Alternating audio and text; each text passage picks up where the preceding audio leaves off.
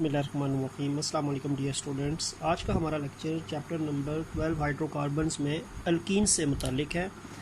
तो टॉपिक जो है वो अल्कीन्स है। हाइड्रोकार्बन्स में हमने 3 ग्रुप्स पढ़ने हैं, एक अल्केन्स, एक अल्कीन्स और एक अल्काइंस। अल्केन्स का जो हमारा टॉपिक है वो एंड हो चुका है फर्स्ट 2 लेक्चर्स में। तो आज जो हमारा थर्ड लेक्चर है हाइड्रोकार्बन्स के चैप्टर का वो अल्कीन्स के मुतालिक है। तो अल्कीन्स को सबसे पहले मैं आपको बताता हूँ कि ये अनसैचुरेटेड हाइड्रोकार्बन्स हैं। They are unsaturated hydrocarbons. Hydrocarbons तो हैं लेकिन अनसैचुरेटेड हैं। और अनसैचुरेटेड हाइड्रोकार्बन्स क्योंकि इनके अंदर कार्बन कार्बन डबल बॉन्ड मौजूद है, इनमें 2 कार्बन के दरमियान एक डबल बॉन्ड मौजूद होता है जो इनकी अनसैचुरेटेड नेचर को ज़ाहिर करता है, क्योंकि ये डबल बॉन्ड सिंगल किया जा सकता है। इसमें कोई एटम या ग्रुप ऑफ एटम आके इस बॉन्ड को सिंगल करके इनमें से किसी कार्बन के साथ अटैच हो सकता है। तो डबल बॉन्ड सिंगल हो सकता है एडिशन की वजह से। तो यानी इसमें कैपेसिटी है चीज़ों को ऐड करने की। तो ये अनसैचुरेटेड हाइड्रोकार्बन्स हैं। इनका जनरल फार्मूला जो है वो CnH2n होता है अल्कीन्स का, और इनका जो N है वो 2 से स्टार्ट होता है। अल्केन्स के अंदर जो N था, नंबर ऑफ़ कार्बन था, वो 1 से स्टार्ट होता था क्योंकि वो सैचुरेटेड था। अभी अनसैचुरेटेड है तो कम से कम इनमें एक डबल बॉन्ड होना चाहिए। एक डबल बॉन्ड के लिए 2 कार्बन होते हैं, तो 2 कार्बन में एक डबल बॉन्ड होगा ना। एक कार्बन में तो डबल बॉन्ड नहीं हो सकता। कार्बन हाइड्रोजन से डबल बॉन्ड तो नहीं बनाता। कार्बन कार्बन से कम एक डबल बॉन्ड बनाता है अल्कीन्स में। तो 2 कार्बन्स नेसेसरी है स्टार्टिंग के लिए, तो इसीलिए N जो है वो 2 से स्टार्ट होगा। तो C की जो नंबरिंग है वो 2 से स्टार्ट होगी। ठीक है, इस हिसाब से अगर इसका पहला मेंबर ज़ाहिर बात है C2 से स्टार्ट होगा, तो जो C2 होगा तो H2n का मतलब है 4 हो जाएगा, डबल हो जाएगा। जितना कार्बन का नंबर होगा हाइड्रोजन का नंबर उससे डबल हो जाएगा। तो फर्स्ट मेंबर इसका जो है वो C2H4 है। नाम इसका इथीन, इथीन भी कहते हैं इसको, और एथिलीन भी बोलते हैं या एथाइलीन भी कहते हैं। इथीन या एथाइलीन फर्स्ट मेंबर है इसका। इसी तरह सेकंड मेंबर इसका C3 है, तो H डबल हो गया 6 हो जाएगा। N का जो नंबर है उसको डबल करें तो H का नंबर बनेगा। इसका नाम है प्रोपीन, प्रोपेलीन भी कहते हैं, प्रोपीन या प्रोपेलीन। इसी तरह C4H8 ब्यूटीन, ENE आखिर में होगा, ब्यूटलीन या ब्यूटीन भी कहते हैं। ठीक है, C5H10 पेंटीन। तो आखिर में जो है वो ईन है, इथीन, प्रोपीन, ब्यूटीन, पेंटीन। क्योंकि अल्कीन है ना, डबल बॉन्ड की वजह से ईन, तो इनके भी एंडिंग जो है वो सफिक्स जो है वो ईन पे है। तो ये मैंने इसके फर्स्ट 4 मेंबर्स लिख दिए हैं, ethene, propene, butene and pentene. ठीक है, अब इसमें अगर मैं इथीन को देखूँ ना, तो इथीन में ज़ाहिर बात है 2 कार्बन है। 2 कार्बन में एक डबल बॉन्ड, तो 2 कार्बन के दरमियान यहीं पे बन सकता है। इस कार्बन के 2 बॉन्ड बने हैं तो 2 बॉन्ड ही बनेंगे नए, वो H के साथ बनेंगे। इस कार्बन के भी 2 बॉन्ड बने तो 2 ही नए बनेंगे, H के साथ बन जाएंगे। ठीक है, तो ये इथीन का स्ट्रक्चरल फार्मूला है। कंडेंस करूँ तो इसको मैं क्या कर सकता हूँ, CH2 double bond CH2 condense कर दो तो ये बन जाएगा। ठीक हो गया। प्रोपीन का जहाँ तक ताल्लुक है, तो प्रोपीन में 3 कार्बन है, तो प्रोपीन के 3 कार्बन्स में 2 कैटेगरीज बन सकती हैं। डबल बॉन्ड में यहाँ पे बना दूँ तो इसको मैं सिंगल कर दूँगा, एक पॉसिबिलिटी तो ये है, या और कर दूँ मैं। दूसरी पॉसिबिलिटी क्या है, 3 कार्बन बना दिए, डबल बॉन्ड मैंने यहाँ पे बना दिया, अब ये सिंगल हो जाएगा। तो प्रोपीन में डबल बॉन्ड इधर भी बन सकता है तो ये सिंगल हो जाएगा, या पहला सिंगल बना दे दूसरा डबल बना दे, फ़र्क कोई नहीं पड़ेगा। बाकी हाइड्रोजन 6 ही हैं। इस कार्बन के पास 2 बॉन्ड बने हैं तो 2 नए बॉन्ड बनेंगे, वो H होंगे। और इसमें दूसरे के 3 बॉन्ड बने हैं तो 1 बॉन्ड बनेगा, सारी बात है, वो H होगा। और इसका 1 बॉन्ड बना है तो 3 बॉन्ड बनेंगे, वो H होंगे। अब हाइड्रोजन आप गिन लें, 1 2 3 4 5 6। और इसमें देखो तो इसके अगर इस हिसाब से मैं देखता हूँ कि इन 2 के दरमियान डबल बॉन्ड बनाया तो उसको सिंगल कर दिया, प्रोपीन ही है ये।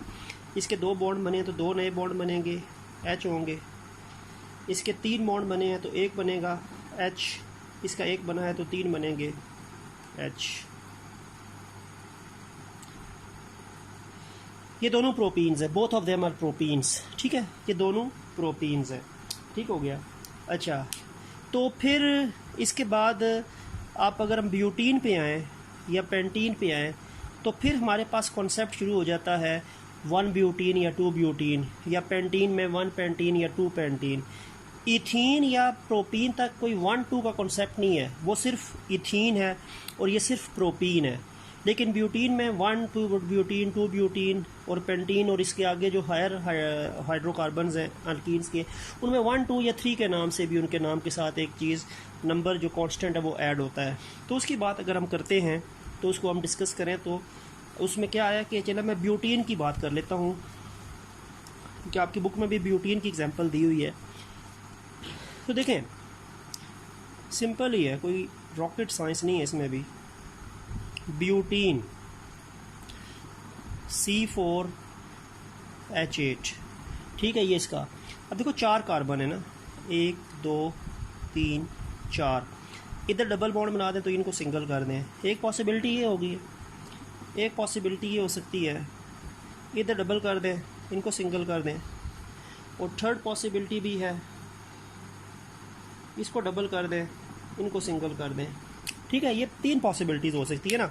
2 कार्बन में डबल बॉन्ड होगा ना, तो वो ये 2 कार्बन भी हो सकते हैं, ये वाले 2 भी हो सकते हैं, ये वाले 2 भी हो सकते हैं। जहाँ पे आपने डबल बना दिए अगले बॉन्ड्स आपको सिंगल करने पड़ेंगे।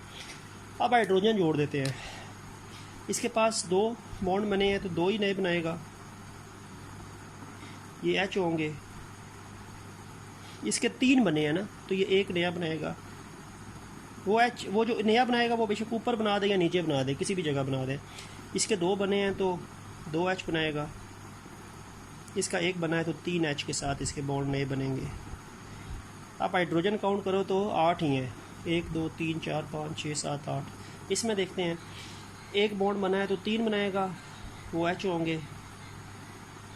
सेकंड वाले के 3 बॉन्ड बने हैं तो एक बना देगा, इसके भी 3 बने हैं ना तो एक ही बनाएगा, इसका एक बना है तो 3 बनाएगा, क्योंकि कार्बन 4 बॉन्ड बनाता है, सिंगल टेट्रावेलेंट है। इसमें फर्स्ट कार्बन का एक बॉन्ड है तो 3 बनाएगा, सेकंड वाले के 2 हैं तो 2 बनाएगा, थर्ड वाले के 3 बॉन्ड बने हैं तो एक बनाएगा H, और आखिरी वाले के 2 बने हैं तो 2 बनाएगा। अब ये तीनों ब्यूटीन है, पहला भी ब्यूटीन है, दूसरा भी ब्यूटीन है, तीसरा भी ब्यूटीन है, ठीक है। डबल बॉन्ड की पोजीशन में फ़र्क आ गया, इसमें डबल बॉन्ड इधर बना दिया, इसमें इधर बनाया, इसमें इधर बनाया। ये तीनों C4H8 है, लेकिन अब क्योंकि अब इसमें 1 और 2 ब्यूटीन का कॉन्सेप्ट भी है। देखिए, अब याद रखें कि अब डबल या ट्रिपल बॉन्ड वाले जो अल्कीन और अल्काइन होते हैं, इनमें कार्बन को नंबर हम देना वहाँ से स्टार्ट करते हैं जहाँ से डबल बॉन्ड करीब है। अब यहाँ से डबल बॉन्ड इस साइड से करीब है ना, वहाँ से देखो तो डबल बॉन्ड दूर पड़ता है, 1 2 3 के बाद डबल बॉन्ड है। यहाँ पे देखो तो पहले के बाद डबल बॉन्ड है, तो डबल बॉन्ड जहाँ से करीब होगा वहाँ से नंबरिंग शुरू होगी। तो ये जो कार्बन होगा, ये कार्बन 1 होगा, ये कार्बन 2 होगा, ये कार्बन 3 होगा, ये कार्बन 4 होगा। ये 4 कार्बन मैंने बना दिए, 4 कार्बन है ना ब्यूटीन में। नंबरिंग हमने वहाँ से देनी है जहाँ से डबल बॉन्ड करीब है। डबल बॉन्ड यहाँ से करीब है, वहाँ से डबल बॉन्ड दूर है, यहाँ से डबल बॉन्ड करीब है। अब डबल बॉन्ड स्टार्ट कहाँ से हो रहा है? कार्बन नंबर 1 से हो रहा है ना। डबल बॉन्ड 1 कार्बन से स्टार्ट हो रहा है, तो ब्यूटीन ये कौन सी होगी? That will be 1 butene. ये 1 ब्यूटीन है, जहाँ से डबल बॉन्ड की पोजीशन स्टार्ट होगी वो उस कार्बन से उसको 1 ब्यूटीन कह देंगे। अब यहाँ पे देखें, ये कार्बन 1 है, 2 के बाद डबल बॉन्ड है, और यहाँ पे भी देखो तो 1 या 2 के बाद डबल बॉन्ड है। यहाँ से भी देखो तो दूसरे नंबर पे डबल बॉन्ड शुरू हो रहा है, यहाँ पे देखो तो दूसरे कार्बन से डबल बॉन्ड शुरू हो रहा है।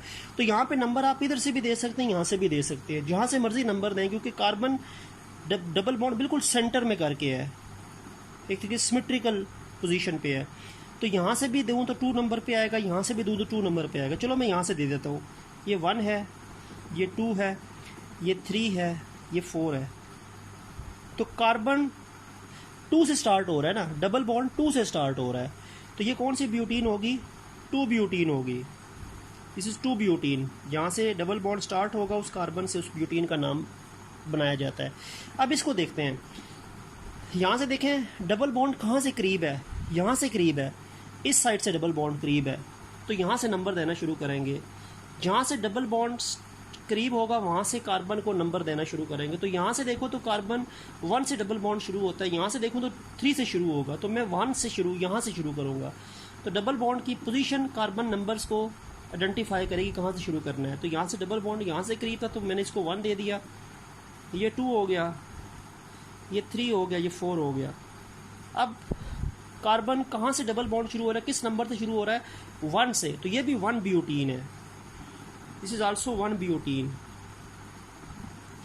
ये भी 1 ब्यूटीन है, ये भी 1 ब्यूटीन है, क्योंकि वहाँ पे डबल बॉन्ड की पोजीशन 1 कार्बन से शुरू हो रही है, यहाँ पे भी 1 कार्बन से शुरू हो रही है।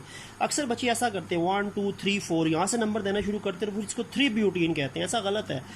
नंबरिंग हमेशा वहाँ से देंगे जहाँ से डबल बॉन्ड करीब है। तो यहाँ से डबल बॉन्ड इस साइड से करीब था, ठीक है, 1 पोजीशन से करीब था, तो ये 1 ब्यूटीन है। यहाँ से वो 2 पोजीशन से करीब था, तो वो 2 ब्यूटीन है। यहाँ से भी 1 पोजीशन से करीब था, तो 1 ब्यूटीन है। तो ये पोजीशन ऑफ डबल बॉन्ड जो होती है, जहाँ से डबल बॉन्ड करीब होता है वहाँ से हम नंबर देना शुरू करते हैं कार्बन एटम्स को, और जो पोजीशन जहाँ से डबल बॉन्ड स्टार्ट होता है वो ब्यूटीन के नाम के साथ हम लिख देते हैं, वो नंबर लिख देते हैं, 1 2 3 जो भी है वो लिख देते हैं, ठीक है। तो ये ब्यूटीन्स में ये कॉन्सेप्ट होता है 1 ब्यूटीन 2 ब्यूटीन या 3 ब्यूटीन का। और कंडेंस करूँ, अगर मैं इस वाले को कंडेंस कर दूँ ना, तो देखो पहले कार्बन के साथ 2 हाइड्रोजन है CH2, फिर डबल बॉन्ड, कार्बन के पास 1 हाइड्रोजन है CH, उसके बाद कार्बन के पास 2 हाइड्रोजन है CH2, और आखिरी कार्बन के पास 3 हाइड्रोजन है CH3। तो ये कंडेंस हो गया, 1 ब्यूटीन कंडेंस हो गया। C4H8 है, 2 3 4 5 6 7 8 हाइड्रोजन है, 4 कार्बन है। इसको कंडेंस करूँ, पहले कार्बन के पास 3 हाइड्रोजन है CH3, दूसरे कार्बन के पास 1 हाइड्रोजन है CH, फिर डबल बॉन्ड शुरू हुआ, फिर 1 हाइड्रोजन CH, फिर 3 हाइड्रोजन CH3। ये इसको कंडेंस कर दिया। थर्ड वाले को कंडेंस कर देते हैं, CH3 पहला, फिर single bond CH2, single bond CH, double bond CH2। ये इस 1 ब्यूटीन को कंडेंस कर, तो कंडेंस भी आप इसको कर सकते हैं, क्योंकि कंडेंस स्ट्रक्चरल फार्मूला होता है, स्ट्रक्चरल फार्मूला होता है, मॉलिक्यूलर फार्मूला होता है, और डॉट क्रॉस स्ट्रक्चरल फार्मूला होता है, ठीक है। तो ये आपके पास ब्यूटीन की अरेंजमेंट थी 1 या 2 के, आपका कॉन्सेप्ट पता होना चाहिए। इसके बाद इसी अल्कीन से मुताल्लिक ही जो हमने टॉपिक पढ़ना है आज, that is journal methods of preparation of alkenes. Journal methods of preparation of alkenes. Alkenes को बनाने के डिफरेंट मेथड्स। अल्कीन्स को बनाने के 2 मेथड्स हैं। एक है डिहाइड्रेशन ऑफ अल्कोहल, अल्कोहल्स की डिहाइड्रेशन, और दूसरा है hydrohalogenation of alkyl halides.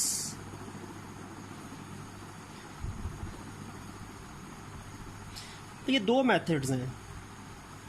There are 2 methods to prepare alkenes. First method is dehydration of alcohol and second method is dehydrohalogenation of alkyl halide. ठीक हो गया। अच्छा, हम फर्स्ट मेथड की तरफ आते हैं। फर्स्ट मेथड पे आते हैं। फर्स्ट मेथड लिख लेते हैं, मैंने पहले भी लिखा है, डिहाइड्रेशन ऑफ अल्कोहल्स। अल्कोहल्स की डिहाइड्रेशन, ठीक है। अल्कोहल्स को डिहाइड्रेट करें तो आपके पास क्या बनेगा? अल्कीन बनेगी। पहली बात तो ये है कि डिहाइड्रेशन से क्या मुराद है। डिहाइड्रेशन का मतलब होता है रिमूवल ऑफ वाटर, पानी को रिमूव करना। किसी भी मॉलिक्यूल के अंदर से H2O, 2 हाइड्रोजन और 1 ऑक्सीजन एटम को, यानी H2O को वहाँ से रिमूव करना डिहाइड्रेशन कहलाता है, रिमूवल ऑफ वाटर।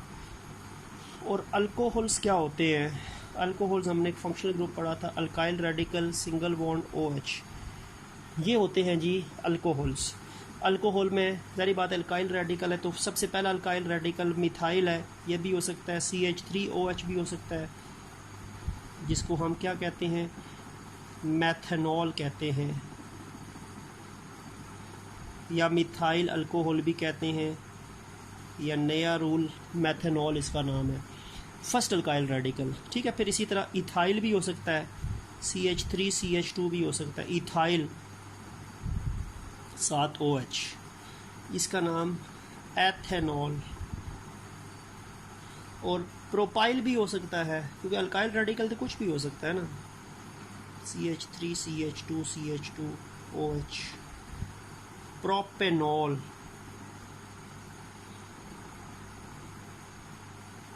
तो मैथनॉल, एथेनॉल, प्रोपेनॉल।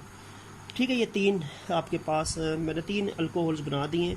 लेकिन अब क्योंकि हमने अल्कीन बनाना है ना, we have to make alkene, तो अल्कीन में कितने कार्बन होते हैं? कम से कम 2 कार्बन होते हैं। तो हम कभी मैथनॉल यूज़ नहीं करेंगे, क्योंकि मैथनॉल में तो 1 कार्बन है ना, तो मैथनॉल से तो कोई 1 कार्बन वाला कंपाउंड बनेगा, और अल्कीन में तो 2 कार्बन होने चाहिए, तो मैथनॉल तो यूज़ हो ही नहीं सकता डिहाइड्रेशन ऑफ अल्कोहल में। किसके बनाने में? अल्कीन में। Alkyne needs 2 carbon atoms, alkyne में कम से कम 2 कार्बन एटम चाहिए। तो 2 कार्बन एटम मैथनॉल में तो नहीं है ना, मैथनॉल में तो 1 कार्बन है, तो मैथनॉल की डिहाइड्रेशन से अल्कीन नहीं बनती। अल्कीन कम से कम एथनॉल या उससे बड़े जो वो होते हैं अल्काइल अल्कोहल्स होते हैं उनसे बनती है, एथनॉल, प्रोपेनॉल, ब्यूटेनॉल, पेंटेनॉल, उनसे बनेगी। तो मैथनॉल की यूज़ नहीं होती फॉर्मेशन ऑफ ये अल्कीन में, डिहाइड्रेशन ऑफ अल्कोहल में, क्योंकि मैथनॉल में 1 कार्बन है, तो वो 2 कार्बन अल्कीन कंपाउंड के बनाने में यूटिलाइज नहीं होगा। ठीक है, अच्छा, रिमूवल ऑफ वाटर तो है, रिमूवल ऑफ वाटर जिसको हम क्या कहते हैं, डिहाइड्रेशन कहते हैं। और एक और चीज़ भी बताता हूँ कि जो डिहाइड्रेशन करता है वो डिहाइड्रेटिंग एजेंट है। तो डिहाइड्रेशन करने वाले एजेंट को कहते हैं हम डिहाइड्रेटिंग एजेंट। डिहाइड्रेटिंग एजेंट वो चीज़ जो किसी भी कंपाउंड में से पानी को रिमूव करने में यूज़ होती है, वो डिहाइड्रेटिंग एजेंट होती है। अब कौन कौन से डिहाइड्रेटिंग एजेंट हैं जो यूज़ होते हैं अल्कोहल की डिहाइड्रेशन में? उनमें से एक एल्युमिनियम ऑक्साइड है, Al2O3। जब एल्युमिनियम ऑक्साइड यूज़ होगी तो उसके लिए आपको डिहाइड्रेशन में जो टेम्परेचर रिक्वायर्ड होता है that is 340 degree to 450 degree Celsius. यानी एल्युमिनियम ऑक्साइड जो है, एलुमिना भी कहते हैं इसको, तो ये भी डिहाइड्रेशन करता है इस टेम्परेचर पे। ठीक है, इसके अलावा एक डिहाइड्रेटिंग एजेंट होता है कंसनट्रेटेड H2SO4। कंसनट्रेटेड H2SO4 भी डिहाइड्रेशन करेगा, लेकिन उसके लिए टेम्परेचर होता है 140 से लेके 170 डिग्री सेल्सियस। तो डिहाइड्रेटिंग एजेंट कंसनट्रेटेड H2SO4 भी है एट दिस टेम्परेचर। ठीक है, इसके अलावा फॉस्फोरिक एसिड भी है डिहाइड्रेटिंग एजेंट। फॉस्फोरिक एसिड क्या है? H3PO4, ये भी डिहाइड्रेशन करता है। टेम्परेचर इसका मेंशन नहीं है, तो आप भी बेशक इसके टेम्परेचर को मेमोराइज़ ना करें। इसके अलावा फॉस्फोरस पेंटा ऑक्साइड P4O10 फॉस्फोरस पेंटा ऑक्साइड है। इसका एम्पिरिकल फार्मूला बनाए तो वो P2O5 बन जाएगा ना, क्योंकि 4 और 10 कैंसिल हो जाएगा, 2 का टेबल है। तो फॉस्फोरस पेंटा ऑक्साइड है, ये फॉस्फोरिक एसिड है, ये भी डिहाइड्रेशन के तौर पे यूज़ होते हैं। Al2O3 भी डिहाइड्रेशन एजेंट है, कंसनट्रेटेड H2SO4 भी डिहाइड्रेटिंग एजेंट है। तो Al2O3 इस टेम्परेचर पे डिहाइड्रेशन करेगा, कंसनट्रेटेड H2SO4 इस टेम्परेचर पे डिहाइड्रेशन करेगा, और H3PO4 और P4H10 का क्योंकि बुक में मेंशन नहीं है, तो इसके टेम्परेचर को आप भी जहन में ना भी रखें तो कोई फ़र्क नहीं पड़ता। अब हम इसके रिएक्शंस लिख लेते हैं, कैसे डिहाइड्रेशन होती है, और उन डिहाइड्रेशन में मैं कंसनट्रेटेड H2SO4 और Al2O3 दोनों की एग्जांपल दे दूंगा ताकि आपको टेम्परेचर के हिसाब से वो याद रहे। अल्कोहल में लिखता हूँ जी एथेनॉल, CH3CH2OH, एथेनॉल, ये एथेनॉल है। इथाइल अल्कोहल भी कहते हैं, एथेनॉल भी कहते हैं। कम से कम 2 कार्बन वाला अल्कोहल अल्कीन बनाएगा, क्योंकि अल्कीन भी 2 कार्बन वाला है।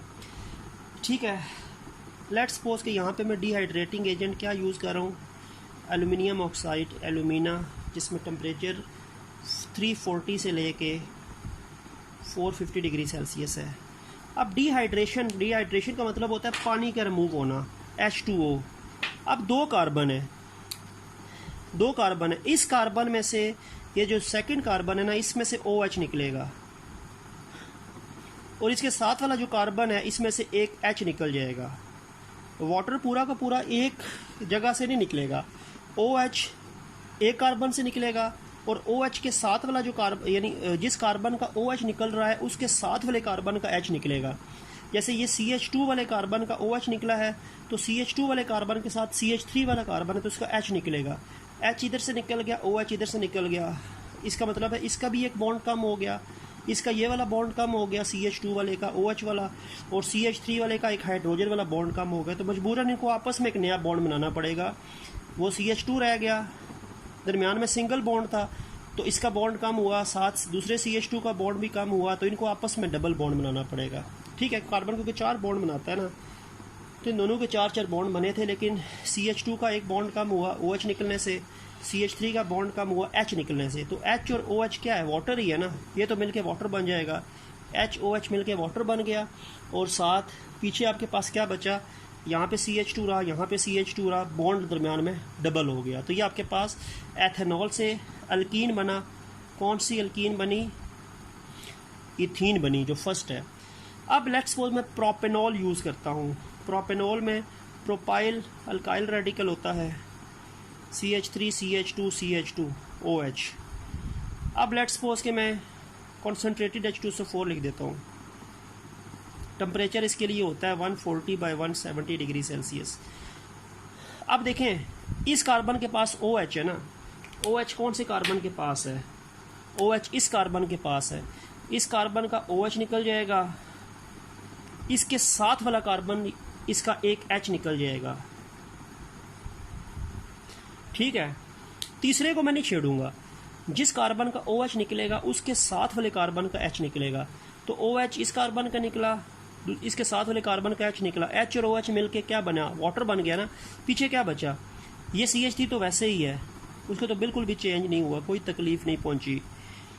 यहाँ पे CH2 था, ये CH रह गया।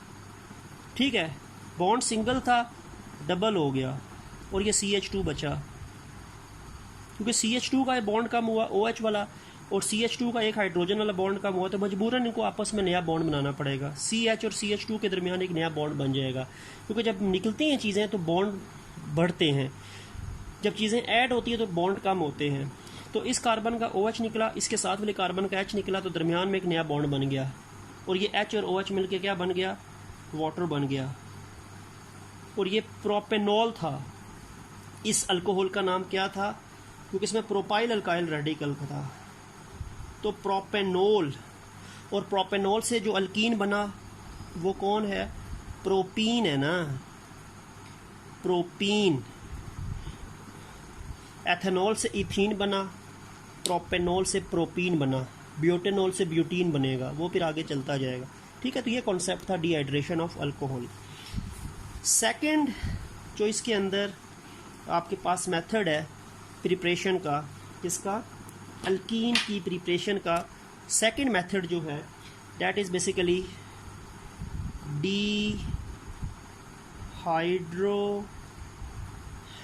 डिहाइड्रोहैलोजिनेशन ऑफ अल्काइल हैलाइड्स, जिनको क्या कहते हैं, शाबाश, haloalkanes. Good, haloalkanes भी कहते हैं। हेलो अल्केन्स में से डिहाइड्रोहैलोजिनेशन करना। डिहाइड्रोहैलोजिनेशन से क्या मुराद है, डिहाइड्रो दो चीज़ें, फिर हैलोजिनेशन। इसमें बेसिकली क्या होता है, रिमूवल तो होता है। डी का वर्ड है, डी का मतलब होता है रिमूवल, तो इसमें रिमूवल ऑफ हाइड्रो का मतलब है हाइड्रोजन, और हैलोजिनेशन का मतलब है halogen. At same time from a same molecule, एक ही मॉलिक्यूल से हाइड्रोजन भी निकलेगा और उसी मॉलिक्यूल से हैलोजन भी निकलेगा। हैलोजन और हाइड्रोजन दोनों निकलेंगे तो डीहाइड्रोहैलोजिनेशन। तो डीहाइड्रोहैलोजिनेशन का मतलब है रिमूवल ऑफ हाइड्रोजन भी हो रही है, रिमूवल ऑफ हैलोजन भी हो रही है एक ही time simultaneously from a same molecule. अब कौन सा मॉलिक्यूल है? अल्काइल हैलाइड या हेलो अल्केन। और ये आपको पता है अल्काइल रेडिकल होता है और साथ इसके क्या होता है? हैलोजन का एटम होता है। इसमें मिथाइल भी हो सकता है, साथ क्लोरीन लिख दूँ हैलोजन के बजाय, इथाइल भी हो सकता है, प्रोपाइल भी हो सकता है। और अल्काइल रेडिकल है ना, उसमें मिथाइल, इथाइल, प्रोपाइल कुछ भी हो सकता है। हैलोजन एटम कोई भी डाल दे, फ्लोरीन, क्लोरीन, ब्रोमीन, आयोडीन में से, ठीक है। अब देखिए बेटा होना क्या है। अब क्योंकि मैंने अल्कीन बनाना है ना, तो अल्कीन में 2 कार्बन होते हैं, तो मैं ये इसको तो यूज़ कर नहीं सकता मिथाइल वाले अल्काइल हैलाइड को। मिथाइल अल्काइल हैलाइड एक कार्बन पे मुश्तमिल है, तो ये एक कार्बन वाला कंपाउंड बनाएगा ना, तो एक कार्बन अल्केन तो नहीं होता। तो हम मिथाइल अल्काइल रेडिकल जिसमें मिथाइल होगा उसके अल्काइल हैलाइड से तो अल्कीन नहीं बना सकते। अल्कीन आपके पास बनेगी 2 या 2 से ज़्यादा वाले कार्बन एटम्स वाला जो अल्काइल रेडिकल है, यानी ये जैसे इथाइल क्लोराइड है या क्लोरोइथेन या प्रोपाइल क्लोराइड या क्लोरोप्रोपेन। तो इन 2, 3, 4 इन नंबरों से जो है वो अल्कीन बनेगी, 1 वाले कार्बन नंबर से अल्कीन नहीं बनती। तो ये जो फर्स्ट है क्लोरोमीथेन या methyl chloride, because it has 1 carbon atom, तो इससे तो अल्कीन की फॉर्मेशन हो नहीं सकती क्योंकि अल्कीन में 2 कार्बन है। तो ये आप सेकंड यूज़ कर सकते हैं, थर्ड यूज़ कर सकते हैं, क्लोरो इथेन, क्लोरोप्रोपेन, इनसे आपके पास अल्कीन बनेगी क्योंकि अल्कीन में मिनिमम 2 कार्बन एटम का होना ज़रूरी है, ठीक है। अब एक और चीज़ भी आपको बता दूं कि डीहाइड्रोहैलोजिनेशन करेगा कौन? जैसे एजेंट होगा ना, जैसे डिहाइड्रेटिंग एजेंट की हमने बात की थी, कॉन्सनट्रेटेड H2SO4, एल्युमिनियम ऑक्साइड था, फास्फोरस पेंटाऑक्साइड या फास्फोरिक एसिड। तो ये जो डीहाइड्रोहैलोजिनेशन करने वाला जो एजेंट होता है ना, उसको हम कहते हैं डीहाइड्रोहैलोजिनेटिंग एजेंट। वो कंपाउंड जो डीहाइड्रोहैलोजिनेशन करने की एबिलिटी रखता है वो कौन होता है? That is basically alcoholic KOH।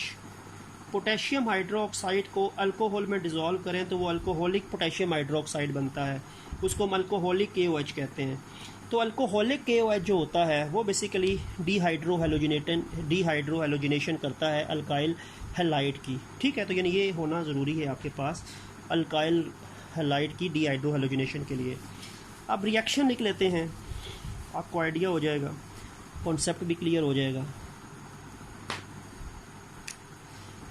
सबसे पहले अल्काइल रेडिकल, अल्काइल हैलाइड है ना, मैं इथाइल लिख देता हूँ, CH3CH2। अल्काइल रेडिकल में अल्काइल हो गया और साथ Cl डाल दूँ, ये अल्काइल हैलाइड है, ये अल्काइल रेडिकल है इथाइल और ये हैलोजन एटम है, ठीक है।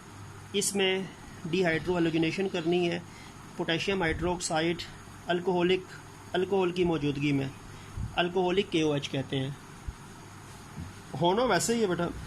अब एक हैलोजन ना निकले और एक हाइड्रोजन ना निकले। हैलोजन इस कार्बन के पास है ना, ये हैलोजन है ना, तो हैलोजन इस कार्बन का निकल गया, इसके साथ वाली कार्बन का हाइड्रोजन निकलेगा, यानी जिस कार्बन के साथ हैलोजन है उसने हैलोजन रिलीज़ करना है, उसके साथ वाले कार्बन का हाइड्रोजन एटम निकलेगा, तो हाइड्रोजन भी रिमूव हो रहा है और हैलोजन भी रिमूव हो रहा है। पीछे यहाँ पे CH2 बचा, दरमियान में मजबूरन डबल बॉन्ड करना पड़ेगा क्योंकि इसका भी एक बॉन्ड कम हो रहा है, इसका भी बॉन्ड कम हो रहा है, तो वो ये डबल बॉन्ड हो जाएगा, ठीक हो गया। ये क्या बना? ये आपके पास क्या था? डैट इज़ क्लोरोइथेन या इथाइल क्लोराइड, अल्काइल हैलाइड था। इससे ये क्या बनी? इथीन बन गई।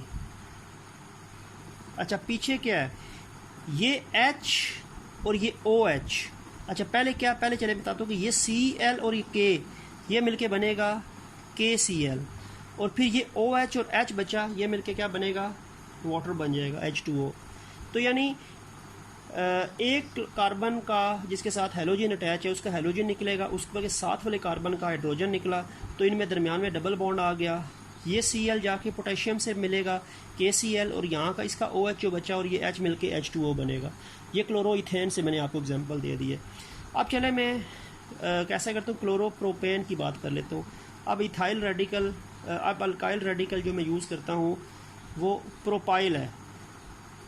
ये प्रोपाइल हो गया, दिस इज़ प्रोपाइल। अब हेलोजन में चेंज कर दूँ, ब्रोमीन लिख दूँ। ये अल्काइल रेडिकल है और ये हेलोजन एटम, तो ये भी अल्काइल हैलाइड है। इसका नाम क्या बनेगा, इसका नाम बनेगा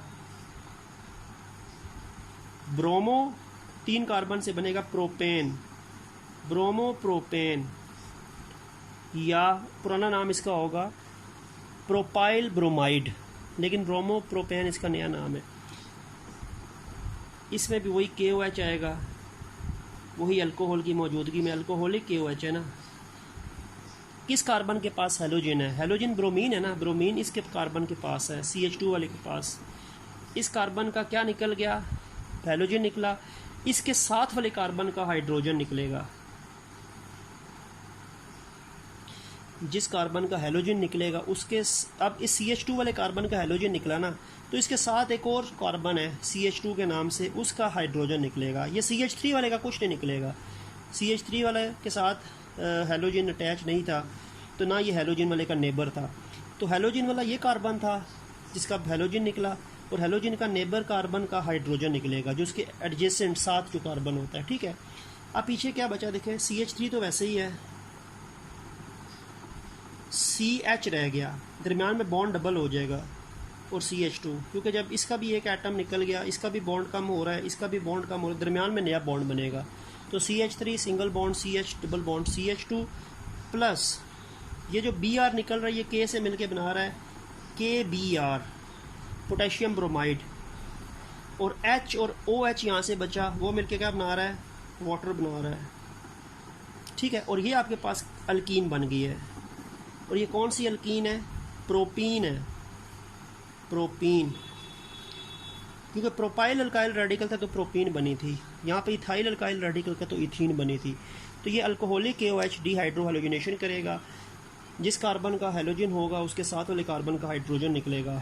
तो ये हाइड्रोजन भी रिमूव हो रहा है, हेलोजन भी रिमूव हो रहा है, 2 एडजेसेंट कार्बन में से एक ही टाइम में, तो इसको डिहाइड्रो हेलोजनेशन कहते हैं। तो इस तरह आपके पास जो है वो अल्कीन की फॉर्मेशन होती है, जिसको हम आप कह सकते हैं कि dehydro halogenation of alkyl halide में से। ठीक है, तो यहाँ तक हमारा जो टॉपिक था that is about the methods of preparation of alkyne. तो हमारा लेक्चर जो था वो आज यहीं तक था। तो इंशाल्लाह जो हमारा नेक्स्ट लेक्चर होगा वो हम प्रॉपर्टीज़ ऑफ अल्कीन जो है वो डिस्कस करेंगे। तब तक के लिए अल्लाह हाफिज़।